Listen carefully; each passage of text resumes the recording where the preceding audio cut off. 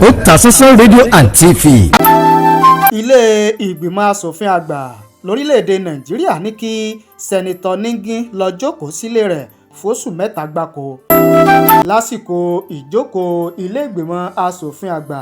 èyí tó wáyé lọ́jọ́ Ìṣẹ́gun ọjọ́ 12 oṣù kẹta ọdún 2024 léyìí tí ààrẹ ilé ìgbìmọ̀ asòfin àgbà lórílẹ̀‐èdè Nàìjíríà sẹ́nitọ́ Godswill Akpabio darí rẹ̀ ní ilé ti fẹnu kò pé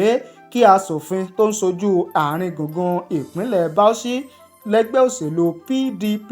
sẹ́nitọ́ Abdul Ningi kó lọ rọ́kún nílé o fún oṣù 3 gbáko lórí ọ̀rọ̀ ẹnu rẹ̀ pé ilé ìgbìmọ̀ asòfin àgbà ṣe àfikún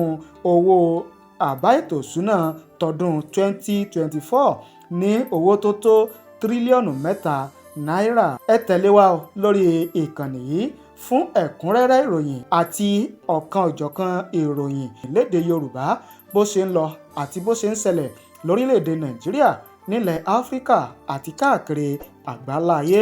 Ẹ ṣé o bẹ́ẹ̀ ṣe ń wò wá, ẹ ṣé bẹ́ẹ̀ ṣe ń gbọ́ wá.